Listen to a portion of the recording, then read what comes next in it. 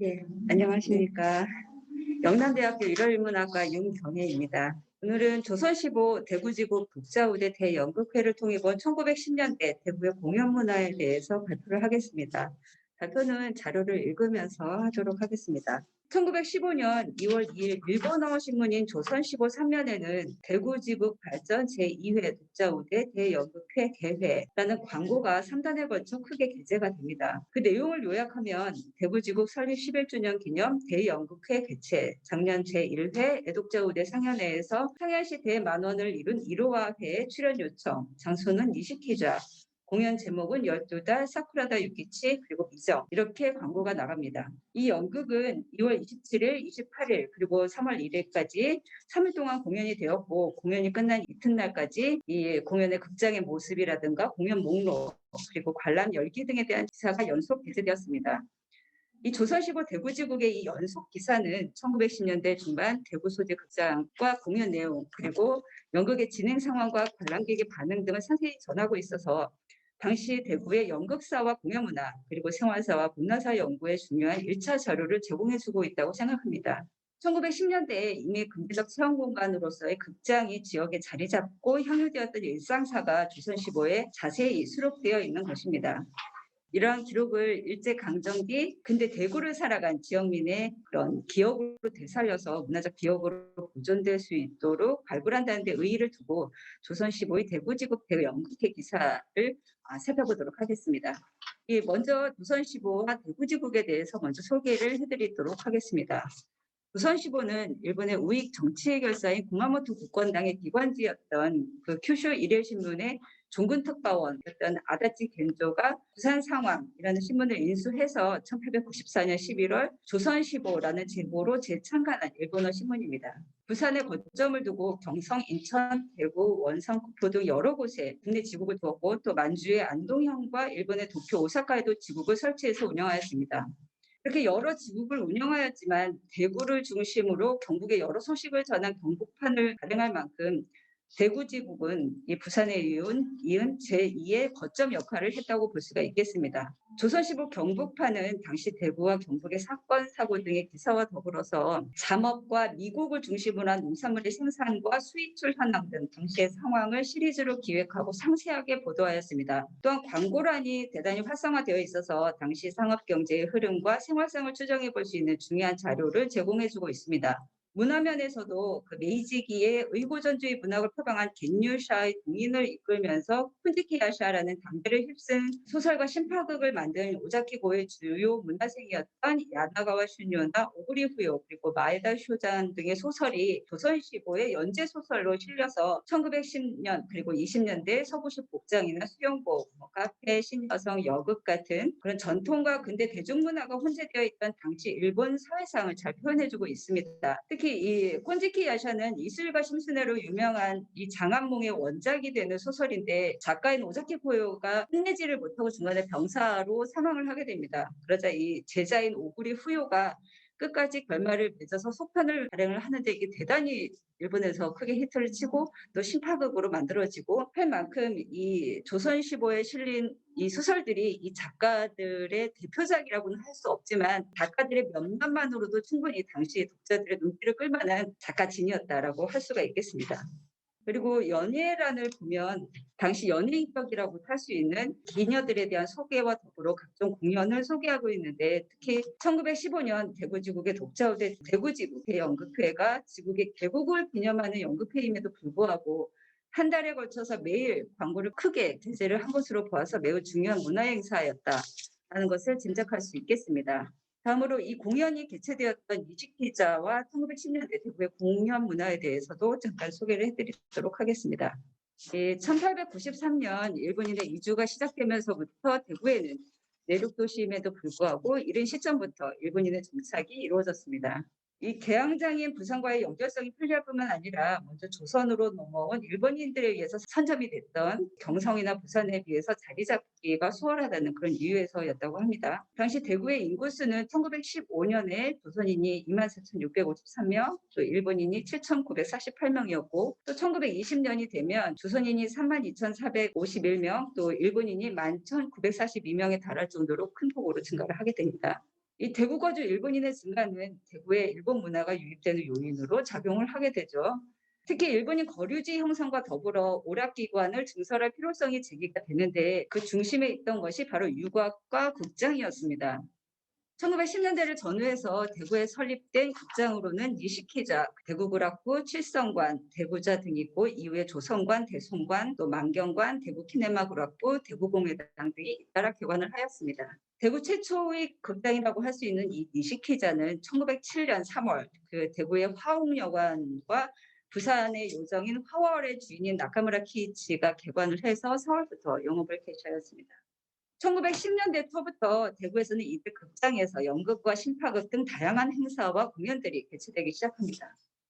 구체적으로 살펴보면 1912년 창립된 경성에서 창립된 이기세의 유일단이 1913년 12월 대구에서 공연한 것을 시작으로 해서 이듬해 1914년 6월에는 윤백남이 이끄는 문수성이 대구에 와서 단장록이나 눈물 같은 당시에 전국적으로 히트를 쳤던 그런 작품들을 공연을 합니다. 1915년 5월에는 또 임성구가 이끄는 혁신단의 대표적 인기 작품인 눈물이 또 대구에서 공연이 되었고요. 이들의 공연은 매일신보 기사를 통해서 보도될 만큼 크게 흥행을 하였습니다. 이외에도 무라타 마사오의 만선술래 공연이나 심파극, 가부키 조르리 같은 일본의 전문 공연단체 공연도 이어졌고 또 애국부인회와 적십자 대구지부 연합연예회 그리고 또 대구 학교조합회의가 주최하는 교육국 같은 조선인과 제조 일본인들의 소임극, 여기서 소임극은 아마추어 극을 말합니다. 이런 소임극 공연이 니시키자에서 잇따라 공연되었고 또 대성황을 이뤘다는 기사로 봐서 당시 니시키자는 대구 공연문화의 중심지였다라고 할 수가 있겠습니다. 이 니시키자에서 개최된 대구지국 대연극회는 1914년 조선15 대구지국의 설립 10주년을 기념하는 독자우대 대연극회로 시작을 해서 1915년 2회 공연이 개최되는데 그 기획 의도는 지국 설립 특별호인 발전자축회사에 다음과 같이 상세히 기록이 되어 있습니다. 이 발전자축회사를 보면 1차 세계대전 발발 이후에 어려운 상황에서 11주년이라는 이 대구지국이 당시 지방지국으로서는 가장 긴 역사를 자랑하는 지국이 됩니다. 그래서 이 기념일을 맞아서 1회 공연과는 달리 좀 더 대대적으로 준비하고 광고한 것으로 보입니다. 기사에 따르면 입장료는 모두 무료이고 신발 위탁료, 하루불, 방석 대여료, 일절 무료, 지국에서 지불이라면서 이 독자 관객을 위한 특혜를 크게 선전하였습니다. 당시 극장의 객석은 지금처럼 의자가 아니고 다담이나 멍석이 깔려 있었습니다. 의자는 아래층 복판에 나무로 된 벤치식으로 몇 개가 있었고요. 그리고 또 남자석과 여자석으로 구분되기도 했습니다. 따라서 신발을 벗어서 맡기는 비용이 입장료에 포함되기도 했고 또 겨울철이면 방석이나 화로불을 따로 돈을 받고 빌려줬는데 기록에 의하면 방석은 오전, 화로불은 10전 정도를 받았다고 합니다. 그리고 공연 목록은 독자들의 요청을 받아서 2월 10일 확정이 됩니다. 그래서 2월 27일 첫날은 마츠야마 오롯이, 둘째 날은 마츠카제 무라사메, 셋째 날은 다마기쿠 도로로 상영하고 모두 4막으로 구성되어 있는데 오후 11시경 종료될 예정이지만 곧바로 희극, 코이노 에이브는 2막을 추가해서 3일 동안 총 4편의 작품을 공연할 계획이었습니다. 이 오후 11시에 극이 끝난 이후에 연이어 다시 2막의 희극을 공연한다는 기사를 통해서 당시 극장에서 새벽 1~2시까지 공연하는 것이 일반적이었다라는 것을 알 수가 있습니다. 이 1908년 대한매일신보를 보면 잠깐 인용을 해드리자면 한성한 각 연희장에서 밤 12시가 넘도록 연희를 구경하는 자들과 그 이웃집에서 잠자는데 방해가 많아서 각 경찰서에서 위생생활 규칙을 만들어 이를 어기는 자는 엄벌에 처한다더라라는 기사가 게재가 됩니다.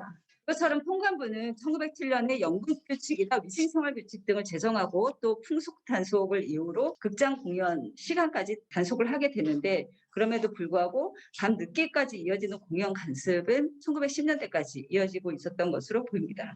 그럼 이 공연 내용을 한번 살펴보겠습니다. 2월 2일 첫 번째 광고와 2월 9일 두 번째 광고에서 공연 예제가 첫날은 12달, 둘째 날은 사쿠라다 유키치, 셋째 날은 미정으로 발표가 되자 독자들이 이것을 공연해달라고 하면서 이 공연 예제 요청이 마구 신문사로 쇄도를 하게 됩니다. 독자들이 요청한 작품을 보면 조금 전에 그 소개해드렸던 콘지키아샤 그리고 마츠카제 무라사메, 지큐다의 아사도나카, 시야마 오로시, 가마기쿠도로 같은 주로 일본에서 가부키나 심파극으로 공연되어서 크게 히트한 작품들인데 이것들은 주로 가정소설을 각색한 것들이었습니다.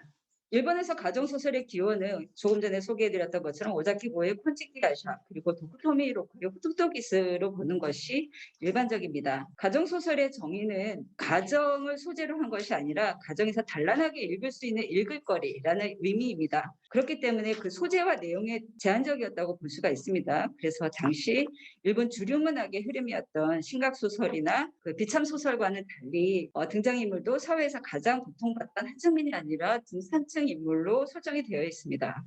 이렇게 콘티키 아샤와 후토토기스에서 출발한 가정소설은 이 교육의 보급과 식자율의 향상 그리고 어머니일치 운동의 진전에 의해서 인쇄문화가 크게 발달을 하면서 큰 인기를 얻었고 또 신파극으로 각색되어서 당시 일본에서 폭발적으로 유행을 하게 됩니다. 저렴하게 판매된 이 가정소설은 문학에 특별히 관심이 없던 사람들에게도 인기를 끌면서 지자층의 저변이 확대되는 계기를 마련하였습니다.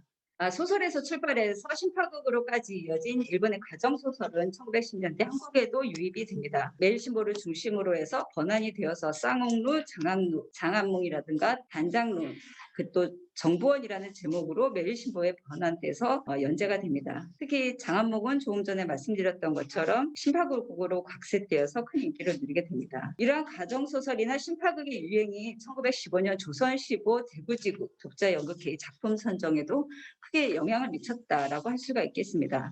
조선시보의 대구 독자들이 요청한 작품들 가운데 첫째 날 마츠야마 오롯이, 둘째 날 마츠카제 무라사메, 셋째 날은 다마기쿠 도로로 상연하기로 결정을 했는데 이 작품의 상연 순서와 목록이 이어서 27일 공연 당일에 최종적으로는 첫째 날 12달, 둘째 날 마츠카제 무라사메, 또 셋째 날 마츠야마 오롯이를 공연하게 됩니다.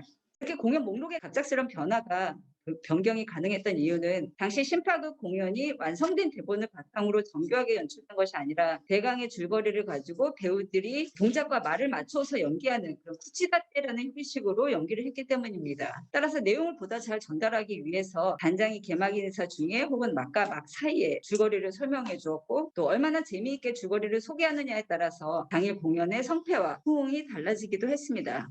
대구지국 대연극회의 공연 예제는 경복판 기사를 통해서 제목과 줄거리가 소개됩니다.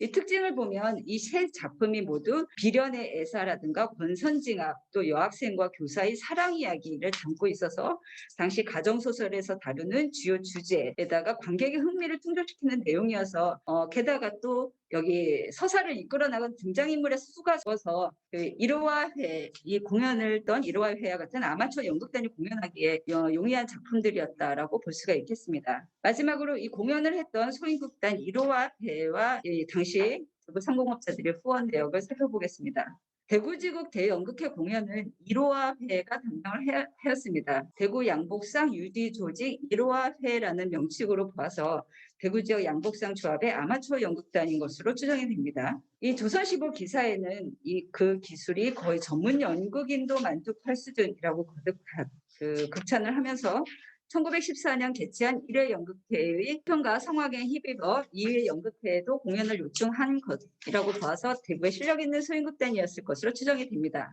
이어지는 기사에서 이시키자의 입구에는 조선시보 대구지국 발전 제2회 독자우대 대연극회 21자를 크게 써붙이고 또 천장에는 만국기를 달아서 장식했고 올해도 전년도 이상의 상황이 예상되므로 개회 30분 전에 입장할 것을 권고하는 것으로 보아서 이로와회의 연극이 매우 인기 있는 연극이었을 것으로 짐작이 됩니다.